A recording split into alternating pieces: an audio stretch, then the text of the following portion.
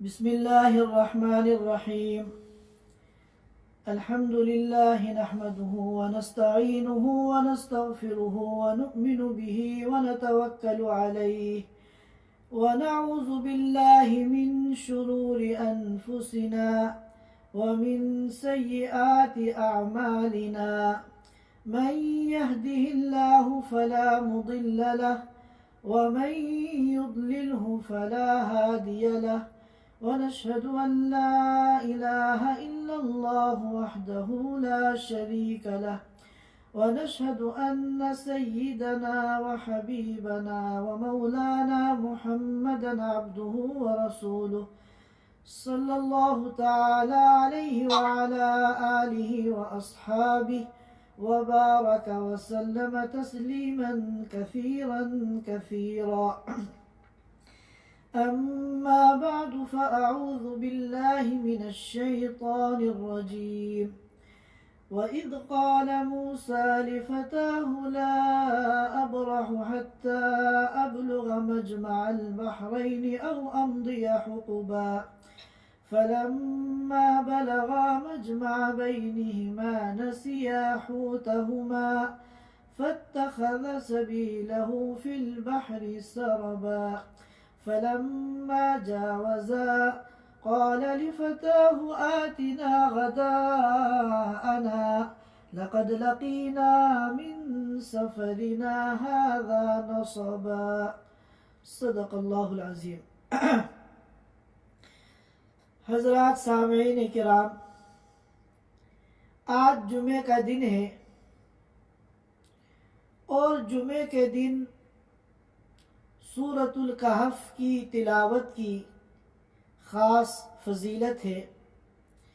اس سلسلے میں مختلف روایات ہیں اور مختلف فضائل جمعے کے دن سورۃ الکہف کی تلاوت کے بیان کیے گئے ہیں، جن میں بہت سی روایتیں متکلم فی بھی ہیں، لیکن قدر مشترک اس کا کوئی انکار نہیں کرتا کہ جمعے کے دن سورۃ الکہف کی تلاوت کرنا مستحب ہے اور باعث اجر و ثواب ہے.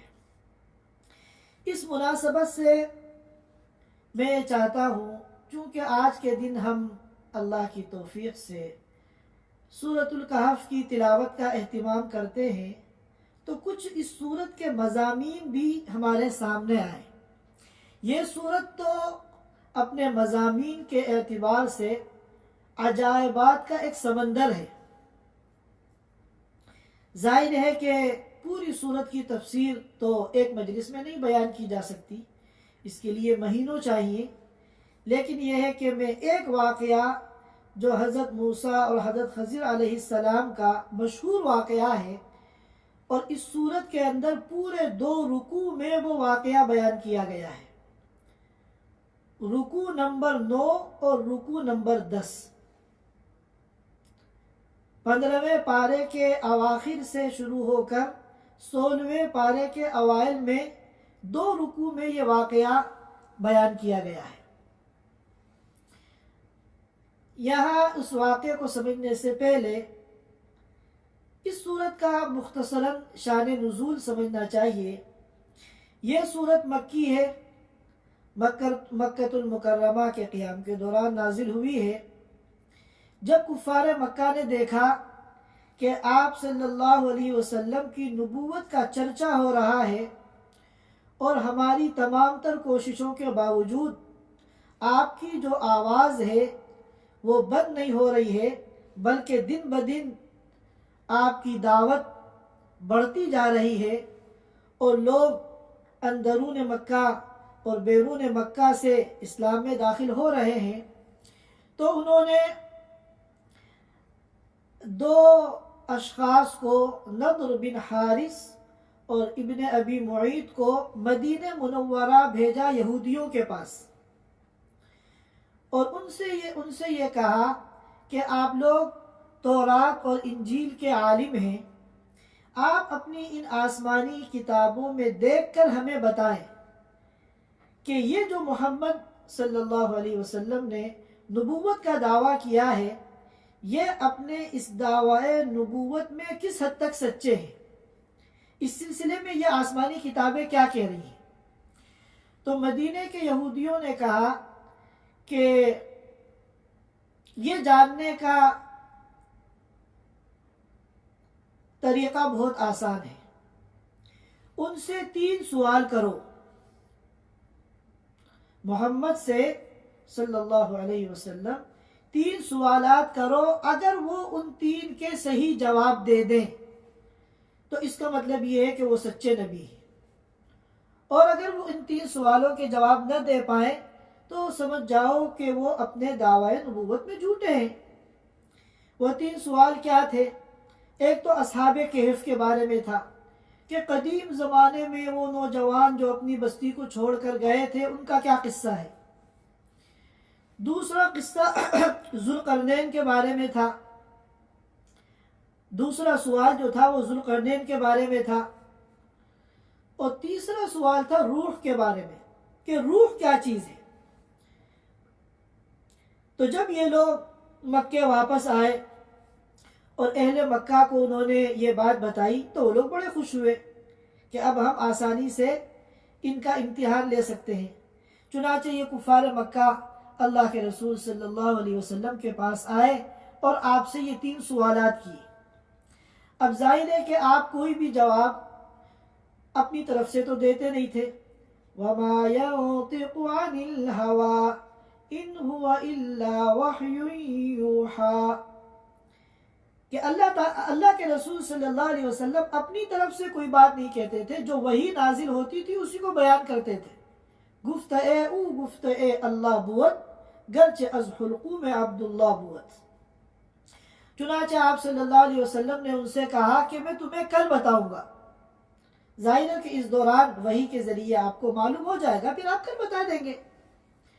لیکن اللہ کا کرنا کہ آپ انشاءاللہ کہنا بھول گئے۔ آپ نے یہ کہا کہ میں کل تمہیں بتاؤں گا، یہ نہیں کہا کہ انشاءاللہ میں تمہیں کل بتاؤں گا۔ چنانچہ اللہ تعالی انبیاء کی بھی تربیت فرماتے ہیں۔ وہ الگ بات ہے کہ عام مخلوق کے ساتھ اللہ تعالیٰ کے جو معاملات ہیں اس کا طریقہ کار الگ ہے، اور انبیاء کے ساتھ جو اللہ تعالیٰ کا معاملہ ہے، طریقہ کار ہے، وہ ان کے شایع نشان ہے۔ چنانچہ پورا دن گزر گیا، وحی نازل نہیں ہوئی۔ 1 دن، 2 دن، 3 دن، 4 دن، 5 دن، 10 دن، 15 دن گزر گئے، اور روزانہ کفار مکہ آ کے پوچھتے ہاں بھائی کیا جواب ہے؟ تو آپ صلی اللہ علیہ وسلم بڑے پریشان ہوتے کہ وحی نہیں آ رہی، جبریل امین نہیں آ رہے۔ اور پورے 15 دن گزر گئے، انہوں نے آپ کا مذاق اڑانا شروع کر دیا، آپ کا جینا دوبھر کر دیا، آپ کو چھیڑنا اور طنز کرنا شروع کر دیا۔ 15 دن کے بعد حضرت جبریل امین تشریف لاتے ہیں اور یہ سورۃ الکہف لے کر آتے ہیں۔ اس سورت کے اندر ان 3 سوالوں کے جوابات بھی ہیں۔ چنانچہ اصحاب کہف کا پورا واقعہ تفصیل سے بیان کیا گیا ہے، انشاءاللہ ہم کسی موقع پہ اس کو بیان کریں گے۔ اور ذوالقرنین کے بارے میں بھی وَيَسْأَلُونَكَ عَنْ ذِي الْقَرْنَيْنِ قُلْ سَأَتْلُو عَلَيْكُمْ مِنْهُ ذِكْرًا، یہ جواب بھی موجود ہے۔ اور روح کے بارے میں جو سوال کیا تھا وَيَسْأَلُونَكَ عَنِ الرُّوحِ قُلِ الرُّوحُ مِنْ أَمْرِ رَبِّي، اس کا جواب بھی اس صورت مبارکہ کے اندر موجود ہے۔ اور اس صورت میں اللہ تعالی نے اس غلطی پر بھی متنبہ فرمایا، اس بات پر بھی متنبہ فرمایا، شاید غلطی کا لفظ مناسب نہ ہو، اس بات پر بھی متنبہ فرمایا کہ یہ جو وحی مؤخر ہوئی ہے، 15 دن لیٹ آئی ہے، اس کی کیا وجہ ہے۔ چنانچہ آپ سے کہا گیا اس صورت مبارکہ میں وَلَا تَقُولَنَّ لِشَيْءٍ إِنِّي فَاعِلٌ ذَلِكَ غَدًا إِلَّا أَن يَشَاءَ اللَّهُ، کہ جب بھی کسی کام کے بارے میں آپ کو یہ کہنا ہو کہ کل میں یہ کام کروں گا، تو ہرگز انشاءاللہ کے بغیر آپ نہ کہیں۔ لہذا یہ اصول معلوم ہوا کہ چاہے کام کتنا آسان ہو، کتنا یقینی ہو، ہر ایمان والے کو چاہیے کہ جب بھی مستقبل کے اندر اپنے کسی ارادے کو بیان کرے تو انشاءاللہ ضرور استعمال کرے۔ بہرکیف میں اب اس واقعے پر آتا ہوں، حضرت موسیٰ علیہ السلام حضرت خضر علیہ السلام کا جو واقعہ ہے، قرآن پاک کے اندر پورے 2 رکوع میں یہ واقعہ بیان کیا گیا ہے، اور اس واقعے کی مزید تفصیلات امام بخاری نے اور امام مسلم نے بیان کی ہیں، بلکہ امام بخاری نے صحیح البخاری میں تقریباً 4-5 جگہ اس حدیث کو، جس میں اس واقعے کی تفصیلات ہیں، بہت اہتمام کے ساتھ بیان کیا ہے۔ واقعہ یہ ہے کہ موسیٰ علیہ السلام ایک مرتبہ تقریر فرما رہے تھے، تو حاضرین میں سے کسی ایک نے سوال کیا کہ اس وقت پوری دنیا میں سب سے بڑا عالم کون ہے؟ تو موسیٰ علیہ السلام نے سوچا کہ میں اللہ کا پیغمبر ہوں، اللہ کا رسول ہوں، اور اللہ تعالیٰ اپنے رسول سے زیادہ علم کسی اور کو نہیں دیتے۔ تو غور کرنے کے بعد انہوں نے کہا کہ میں، اللہ تعالیٰ کو یہ میں پسند نہیں آئی، گرچہ بات انہوں نے اپنی سمجھ کے اعتبار سے غلط نہیں کہی تھی، لیکن انبیاء کے ساتھ جو اللہ کا تربیت کا معاملہ ہے وہ ان کی شایان شان ہے۔ ان کو یہ چاہیے تھا کہ اس جواب کو اللہ کے سپرد کر دیتے، اللہ عالم، سب سے بڑا عالم اس وقت پوری دنیا میں کون ہے اللہ جانتے ہیں، یہ کہہ دیتے۔ لیکن انہوں نے جو میں کہا، انا، یہ انائیت جو ہے یہ اللہ تعالیٰ کو پسند نہیں آئی۔ چنانچہ فوراً ان کے اوپر وحی نازل ہوتی ہے اور ان کو بتایا جاتا ہے کہ نہیں، تم سے بڑا بھی ایک عالم موجود ہے جس کو ہم نے وہ علم دیا ہے جو علم تم کو نہیں دیا۔ تو موسیٰ علیہ السلام کو فوراً احساس ہوا اور انہوں نے اللہ تعالیٰ سے کہا کہ اللہ، میں آپ کے اس بندے سے جس کے آپ نے وہ علم عطا فرمایا ہے جو میرے پاس نہیں ہے، میں اس سے ملنا چاہتا ہوں اور اس سے علم حاصل کرنا چاہتا ہوں، لہذا ان سے ملنے کی کیا شکل ہے؟ اللہ تعالیٰ نے فرمایا کہ وہ بندہ میرا مجمع البحرین میں ہے، اگر تمہیں ان سے ملاقات کرنی ہے تو مجمع البحرین جانا ہوگا۔ مجمع البحرین کہتے ہیں 2 سمندروں کے پانی کے ملنے کی جگہ۔ مجمع البحرین 2 سمندروں یا بڑے دریاؤں کا پانی جہاں مل جاتا ہے اس کو مجمع البحرین کہتے ہیں۔ ہم اردو میں کہہ سکتے ہیں 2 سمندروں کا سنگم، 2 بڑے دریاؤں کا سنگم۔ اب ظاہر ہے کہ اتنا ایڈریس تو کافی نہیں تھا، یہ وہ زمانہ تو نہیں تھا کہ گوگل میں تلاش کیا مجمع البحرین اور پھر اس کا میپ نکال کر نیویگیشن چالو کر کے اس کو فالو کر کے ہم وہاں پہنچ جائیں۔ یہ ساری فیسلٹیز تو اس زمانے میں نہیں تھی۔ تو حضرت موسیٰ علیہ السلام نے پوچھا کہ مجمع البحرین یہ کہاں ہے؟ تو آپ نے فرمایا کہ وہاں تک پہنچنے کا طریقہ یہ ہے کہ تم سفر شروع کرو سمندر کے کنارے کنارے، لب سمندر، اور اپنے سامان میں، اپنے زنبیل کہتے تھے اس تھیلے کو جس میں مسافر اپنے کھانے پینے کا سامان رکھتا تھا۔ آج کے دور میں ہم ناشتے دان کہہ سکتے ہیں، ٹفن کہہ سکتے ہیں۔ اس کے اندر تم ایک مچھلی رکھو اور اپنا سفر لب سمندر شروع کرو۔ جہاں بھی وہ مچھلی زندہ ہو کر سمندر کے اندر چلی جائے، سمجھ جاؤ یہی مجمع البحرین ہے اور یہی وہ مقام ہے جہاں میرا وہ بندہ تم سے ملے گا۔ اس بندے کا نام قرآن نے تو بیان نہیں کیا، قرآن نے تو یہ کہا عبد من عبادنا، ہمارے بندوں میں سے ایک مخصوص بندہ۔ ان کا نام خضر جو ہے یہ روایتوں میں آیا ہے، بخاری اور مسلم میں جو روایتیں ہیں ان میں ان کا نام آیا ہے، چنانچہ ہم ان کو حضرت خضر علیہ السلام کہتے ہیں۔ پھر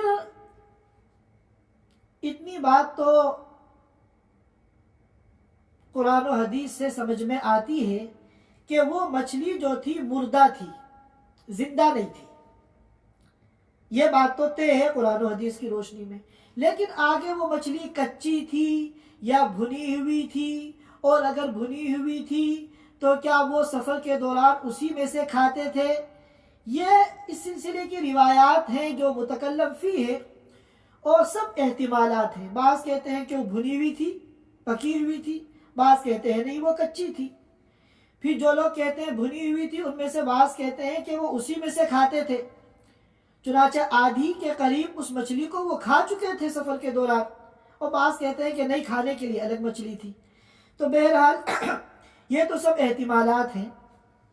اتنی بات طے ہے کہ وہ مچھلی زندہ نہیں تھی بلکہ مردہ تھی۔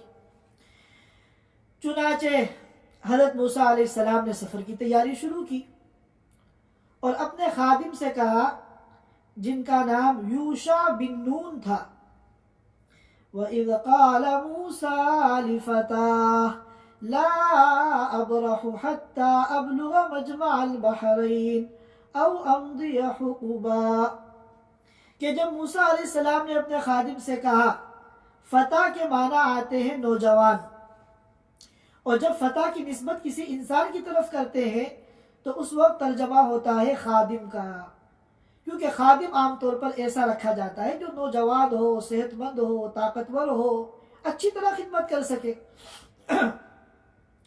اور ان کا نام روایتوں میں آتا ہے یوشع بن نون، اور بعض روایتوں میں یہ بھی ہے کہ یہ موسیٰ علیہ السلام کے بھانجے تھے، اور بھی روایات ہیں۔ بہرکیف اپنے خادم یوشع بن نون کے ساتھ انہوں نے سفر کیا اور اپنے خادم سے کہا کہ میں برابر سفر کرتا رہوں گا مجمع البحرین پہنچنے تک، تاکہ علم حاصل کروں اللہ کے اس بندے سے جس کو اللہ نے ایک خاص علم عطا فرمایا ہے، اور اس میں یہ نہیں دیکھوں گا کہ اگر زیادہ دور ہو تو چھوڑ دیا جائے، قریب ہو تو ان سے استفادہ کر لیا جائے، بلکہ فرمایا او امضی حقبا، چاہے میری زندگی پوری زندگی بیت جائے تب بھی میں ضرور وہاں جاؤں گا، ان سے علم حاصل کروں گا۔ چنانچہ سفر شروع کیا۔ اس زمانے میں جب سفر ہوتا تھا تو مہینوں لگ جاتے تھے ایک ایک سفر میں، تو رات دن چل کے پھر کسی جگہ پڑاؤ ڈالتے تھے، کوئی مناسب جگہ ہو جہاں پانی وغیرہ ہو وہاں آرام کرتے تھے۔ یہاں تو پانی کا مسئلہ نہیں تھا، پورا سفر ہی لب سمندر تھا، سمندر کے کنارے کنارے وہ جا رہے تھے، اور پھر جب اپنی ضرورت پوری ہو جاتی، نیند پوری ہو جاتی، آرام ہو جاتا، کھانا پینا ہو جاتا، تو پھر آگے سفر شروع کرتے۔ تو اسی طرح منزل بمنزل سفر آگے بڑھتا تھا، یہاں تک کہ ایک مقام پہ پہنچے جہاں ایک چٹان تھی اور اس چٹان کے پاس انہوں نے پڑاؤ ڈالا۔ موسیٰ علیہ السلام تو سو گئے، اور بعض روایتوں میں آتا ہے کہ یوشع بن نون نماز پڑھنے لگے۔ نماز کے دوران انہوں نے دیکھا کہ ان کا جو زنبیل تھا، ٹفن، اس میں سے قدرتی طور پر، معجزاتی طور پر وہ کشتی زندہ ہوئی اور زنبیل میں سے نکل کر سمندر کے اندر چلی گئی، اور انہوں نے سمندر میں بھی ایک عجیب و غریب منظر دیکھا۔ اللہ تعالیٰ نے پانی کے بہاؤ کو اس طرح روک دیا کہ پانی کے اندر ایک سرنگ بن گئی، اور یوشع بن نون نے دیکھا کہ وہ مچھلی سیدھی اس سرنگ کے اندر چلی گئی۔ لیکن اللہ کا کرنا، جب انہوں نے یہ سوچا کہ موسیٰ علیہ السلام ابھی سو رہے ہیں، جب یہ اٹھ جائیں گے تو میں ان کو اس مچھلی کے بارے میں بتا دوں گا۔ لیکن جب موسیٰ علیہ السلام کی آنکھ کھلی تو یہ ان کو بتانا بھول گئے۔ فَلَمَّا بَلَغَا مَجْمَعَ بَيْنِهِمَا نَسِيَا حُوتَهُمَا فَاتَّخَذَ سَبِيلَهُ فِي الْبَحْرِ سَرَبًا۔ میں آیتوں کا ترجمہ نہیں کر رہا ہوں، آیتوں کا صرف مفہوم بیان کر رہا ہوں. تو جب یہ اس مقام پہ پہنچے جو کہ مجمع البحرین تھا، اللہ نے اس کی علامت بیان کی تھی کہ مچھلی زندہ ہو کر سمندر میں چلی جائے گی. تو یہ دونوں تو یہ بھول گئے، اور مچھلی نے جو ہے فَاتَّخَذَ سَبِيلَهُ فِي الْبَحْرِ سَرَبًا، مچھلی نے سمندر کے اندر سرنگ کو اپنا راستہ بنا لیا. اس کے لیے اللہ نے سرنگ بنا دی. اب انہوں نے چونکہ یہ بتانا بھول گئے، ان کے ذہن سے بات نکل گئی، اٹھنے کے بعد پھر آگے سفر شروع کیا اور پورا دن پوری رات سفر کرتے رہے. 24 گھنٹے کے بعد جب پڑاؤ ڈالا اگلی منزل میں، تو موسیٰ علیہ السلام نے جو ہے اپنے خادم سے کہا آتنا غداءنا، غدا کہتے ہیں لنچ، دوپہر کا کھانا.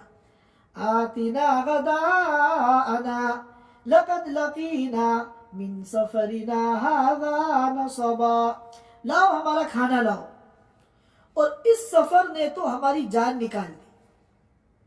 یعنی مہینوں سے یا نہ جانے کتنی مدت سے سفر جاری تھا اور کتنی منزلیں آئیں، مگر موسیٰ علیہ السلام نے، کیونکہ وہ ایک رسول تھے، نبی تھے، اور نبی جو ہوتے ہیں وہ عزم و استقلال اور ہمت کا پہاڑ ہوتے ہیں. موسیٰ علیہ السلام نے کبھی کوئی شکایت نہیں کی کہ میں تھک گیا یا چور ہو گیا. لیکن پچھلا سفر، پچھلے پڑاؤ سے جو یہ سفر کیا تھا، اس کے بارے میں کہتے ہیں لَقَدْ لَقِينَا مِن سَفَرِنَا هَذَا نَصَبًا، کہ اس سفر نے تو تھکا دیا، جان نکال لی. یہاں یہ بات ذہن میں رکھیے، میں اس نقطے پر آخر میں بات کروں گا، اس کو ذہن میں رکھیے گا کہ ان کی سفر کی جو منزل تھی، ان کے سفر کی جو حد تھی وہ مجمع البحرین تھی. جب تک اپنی حد کے اندر وہ سفر کر رہے تھے انہیں کوئی تھکن نہیں ہوئی، کوئی مشقت نہیں ہوئی.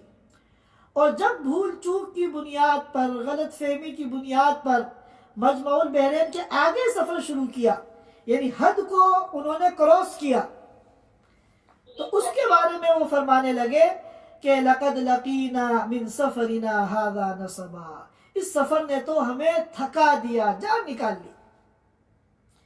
تو جب یہ بات انہوں نے کہی تو اب ان کے خادم کو یاد آیا، اور انہوں نے کہا قَالَ أَرَأَيْتَ إِذْ أَوَيْنَا إِلَى الصَّخْرَةِ فَإِنِّي نَسِيتُ الْحُوتَ وَمَا أَنْسَانِيهُ إِلَّا الشَّيْطَانُ أَنْ أَذْكُرَهُ، کہ اوہو ہم نے وہ جو چٹان کے پاس پڑاؤ ڈالا تھا پچھلی منزل میں، وہاں وہ مچھلی ہمارے توشیدان سے نکل کر سمندر کے اندر چلی گئی تھی، اور میں آپ کو بتانا بھول گیا، مجھے شیطان نے بھلا دیا.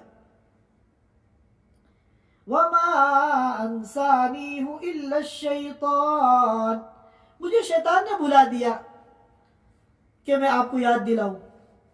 دیکھیے یہاں پر رک کے ایک بات یاد رکھیے، چاہے خیر وجود میں آئے چاہے شر وجود میں آئے، سب کے خالق اللہ ہے.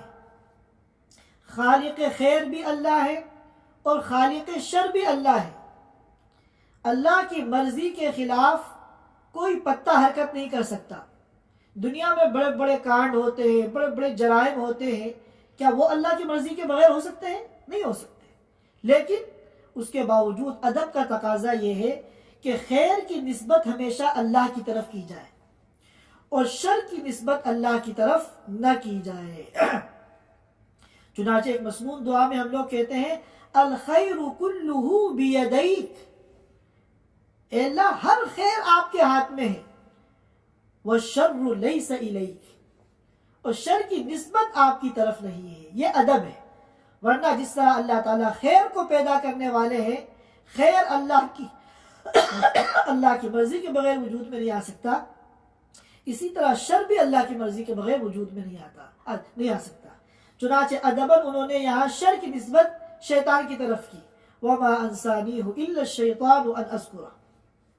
موسیٰ علیہ السلام نے جب یہ سنا تو کہنے لگے اوہو ذَلِكَ مَا كُنَّا نَبْغِي، ارے وہی تو ہماری منزل مقصود تھی. وہیں تو ہمیں رکنا تھا، وہیں تو ہمیں اللہ کے اس بندے سے ملنا تھا۔ فَارْتَدَّا عَلَىٰ آثَارِهِمَا قَصَصًا، چنانچہ پھر یہ دونوں اپنے نشانات قدم کو فالو کرتے ہوئے الٹے پیر واپس ہوئے، اور جب اس جگہ پہنچے تو فَوَجَدَا عَبْدًا مِّنْ عِبَادِنَا آتَيْنَاهُ رَحْمَةً مِّنْ عِنْدِنَا وَعَلَّمْنَاهُ مِن لَّدُنَّا عِلْمًا، تو وہاں اللہ کے وہ بندے ان کو ملے۔ انہوں نے دیکھا کہ اس جگہ ایک سفید چادر اوڑھے ہوئے کوئی صاحب لیٹے ہوئے، چہرہ انہوں نے چادر کے اندر چھپا رکھا ہے۔ موسیٰ علیہ السلام سمجھ گئے کہ یہاں پر تو ان کے علاوہ اور کوئی نہیں ہے، یہی وہ شخصیت ہے جو ہمیں مطلوب ہے۔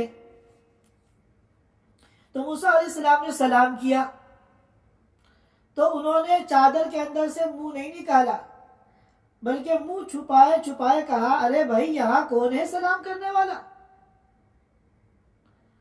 تو انہوں نے کہا کہ موسیٰ ابن مریم۔ تو انہوں نے ابھی بھی چادر میں سے منہ نہیں نکالا، دیکھے بغیر پوچھا کیا بنو اسرائیل والا؟ تو انہوں نے کہا جی ہاں بنو اسرائیل والا۔ پھر انہوں نے جو ہے ان سے ملاقات کی۔ تو موسیٰ علیہ السلام نے اپنی ملاقات کا مقصد، اپنی زیارت کا مقصد ان کو بتایا، اور یہ کہا هل اتبعك على ان تعلمني مما علمت رشدا، کہ میں چاہتا ہوں کہ میں آپ کا اتباع کروں، آپ کے ساتھ کچھ وقت گزاروں، تاکہ جو رشد و ہدایت کا علم اللہ نے آپ کو عطا فرمایا ہے اس میں سے کچھ میں علمی استفادہ کر سکوں، آپ سے سیکھ سکوں۔ تو خضر علیہ السلام نے کہا کہ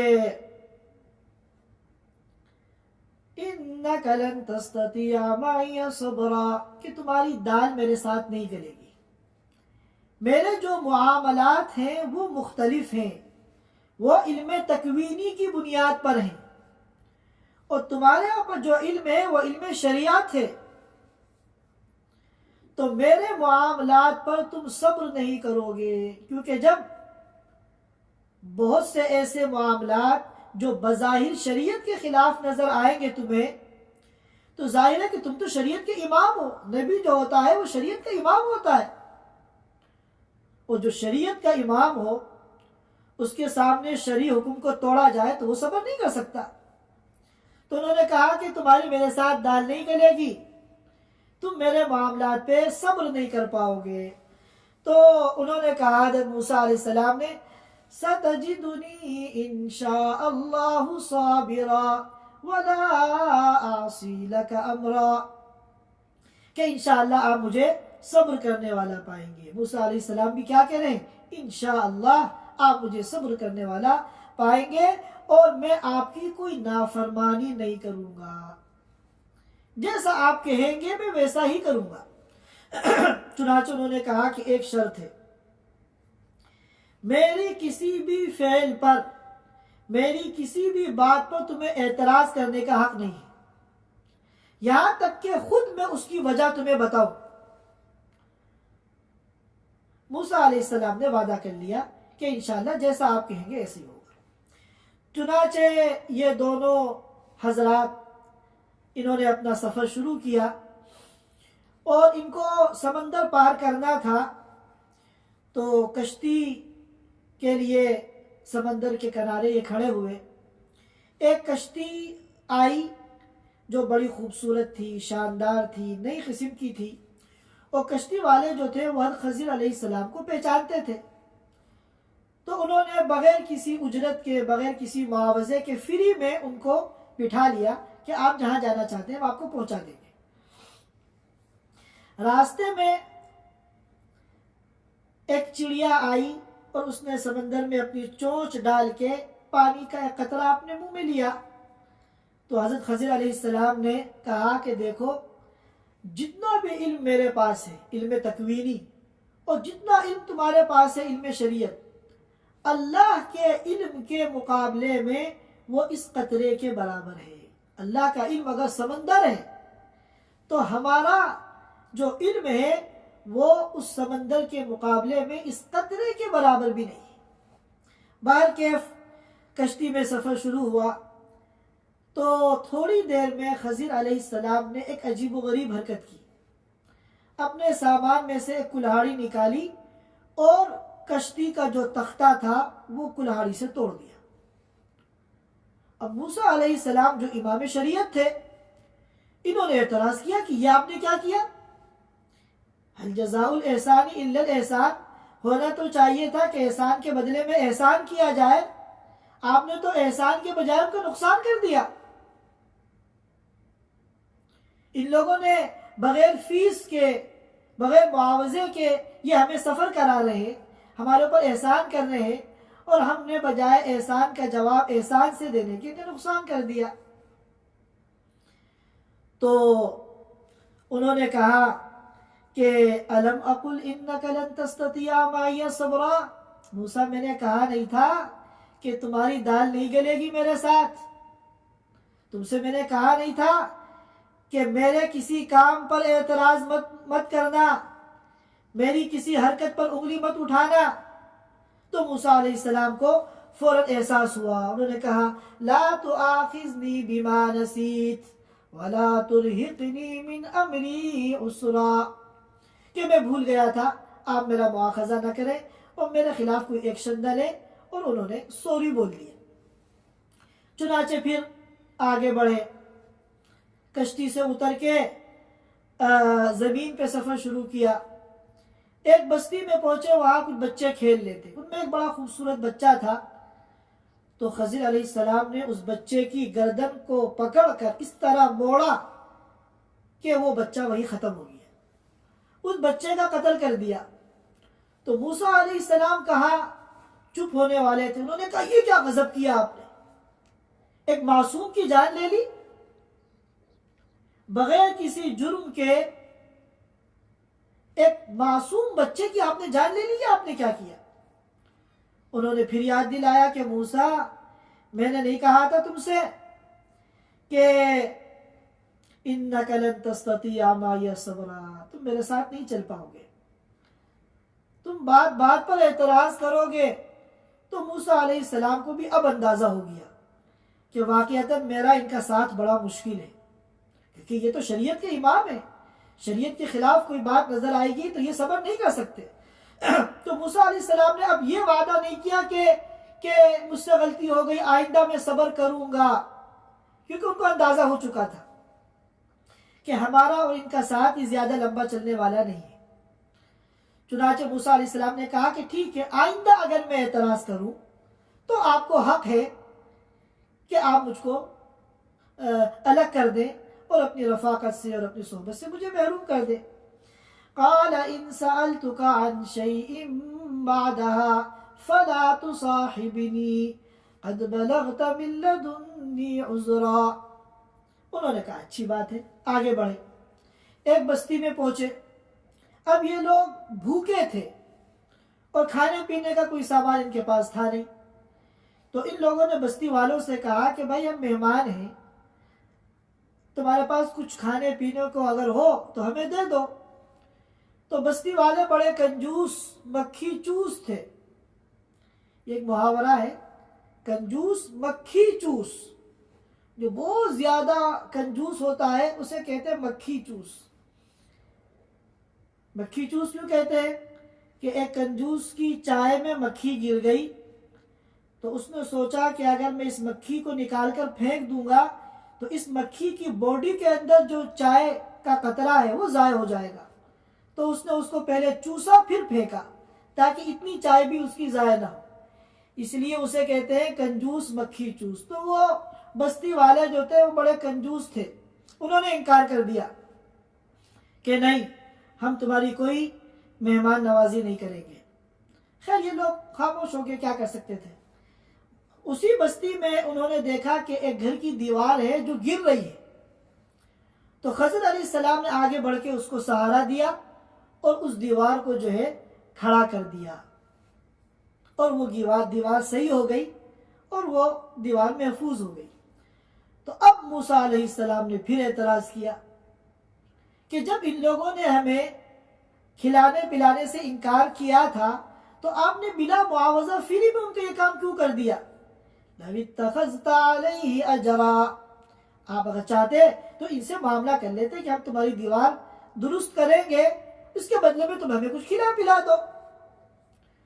تو خضر علیہ السلام نے کہا هَذَا فِرَاقُ بَيْنِي وَبَيْنِكَ، اب ہم دونوں کا ساتھ نہیں ہو سکتا، کیونکہ تم نے ایک مرتبہ نہیں، دو مرتبہ نہیں، تین مرتبہ میرے کام پر انگلی اٹھائی ہے اور میری بات پر اعتراض کیا ہے، اور میں نے تم سے پہلے ہی کہہ دیا تھا کہ تم میرے ساتھ صبر نہیں کر پاؤ گے۔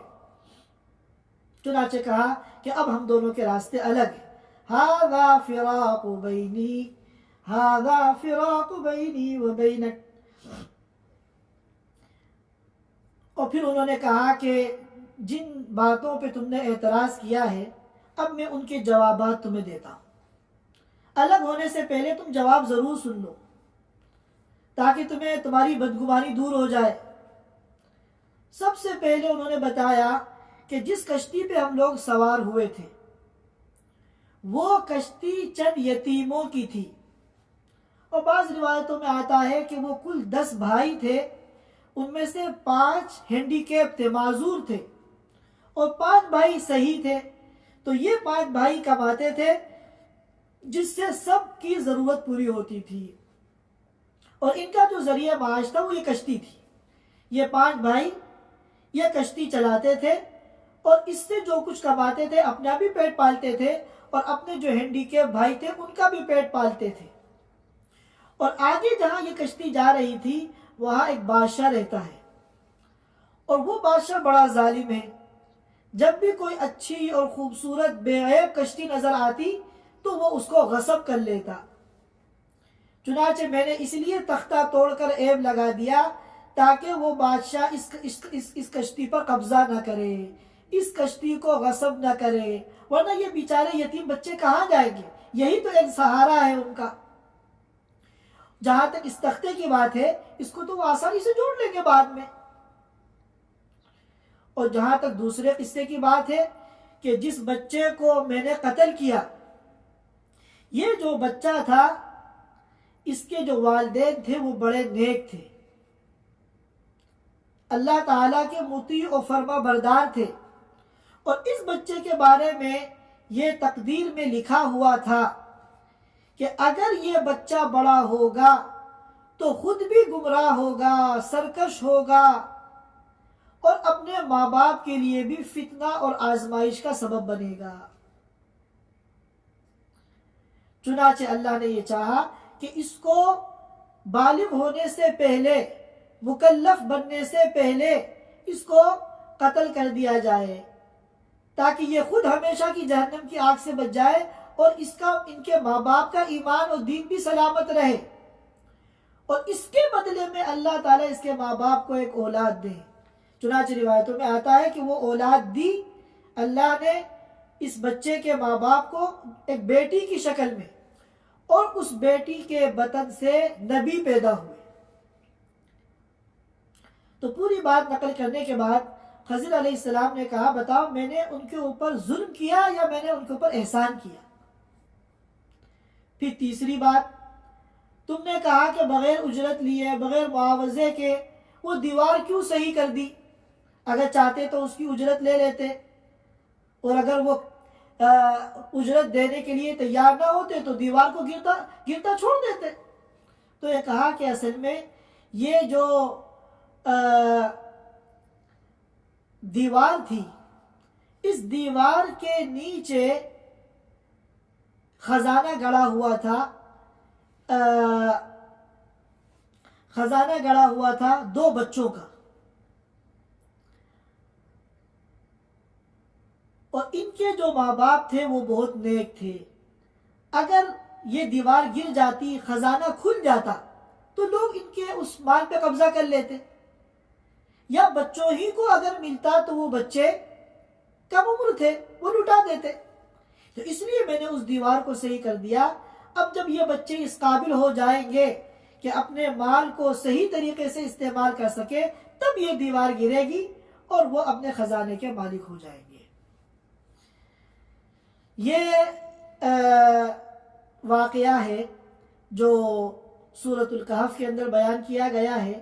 اس کے اندر جو بنیادی بات ہے، بہت سارے اس کے اندر فوائد ہیں اور بہت ساری اس کے اندر حکمت کی باتیں ہیں اور بڑی تعلیمات ہیں جو مفسرین کرام نے بیان کی ہیں. میں تو صرف ایک بات بیان کرنا چاہ رہا ہوں جس کا میں نے اشارہ کیا تھا پہلے، کہ موسیٰ علیہ السلام کا سفر جب حد کے اندر تھا انہیں کوئی پریشانی نہیں ہوئی، اور حد جب کراس کی انہوں نے تو پھر کہتے ہیں لَقَدْ لَقِينَا مِن سَفَرِنَا هَذَا نَصَبًا، کہ اس سفر نے تو ہماری جان نکال دی. تو یہ اصول ہے کہ حدود کہتے ہیں بارڈرز.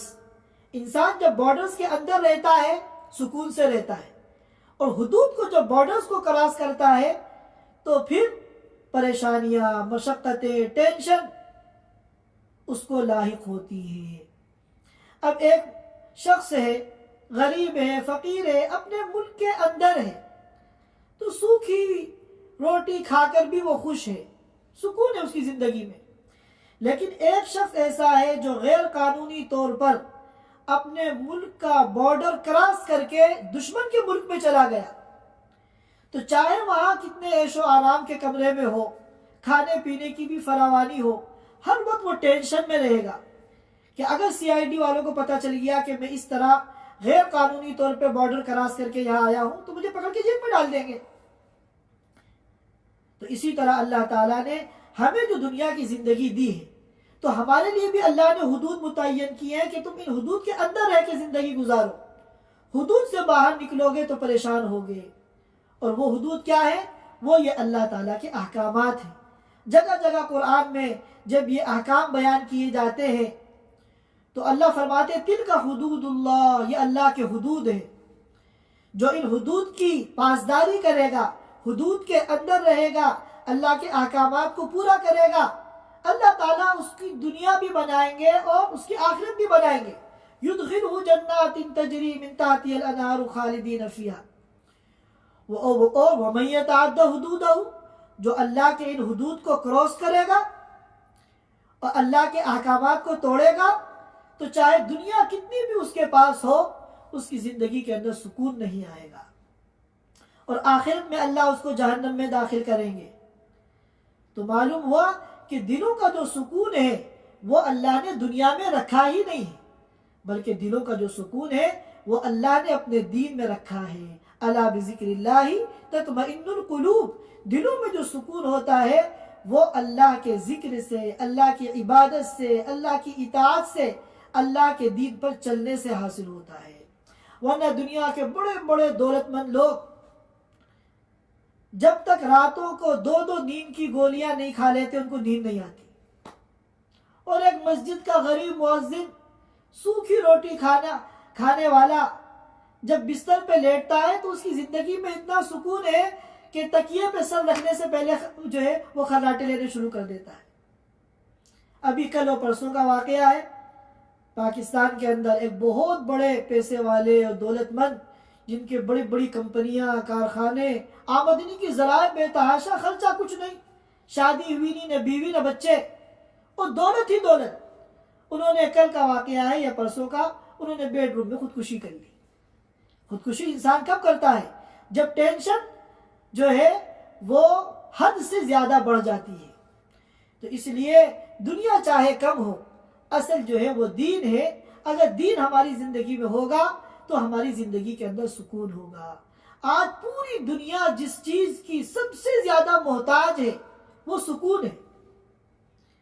سکون کی گولیاں لے کر بھی لوگوں کو سکون نہیں آ رہا ہے، اور یہ سکون ایسی اللہ کی نعمت ہے جو کسی بازار میں نہیں ملتی، یہ اللہ نے اپنے دین میں رکھی ہے. اللہ تعالی ہم سب کو کہنے سننے سے زیادہ عمل کی توفیق عطا فرمائے. وآخر دعوانا الحمدللہ. Thanks for watching. Don't forget to like, comment, share and subscribe to Al Wahid channel.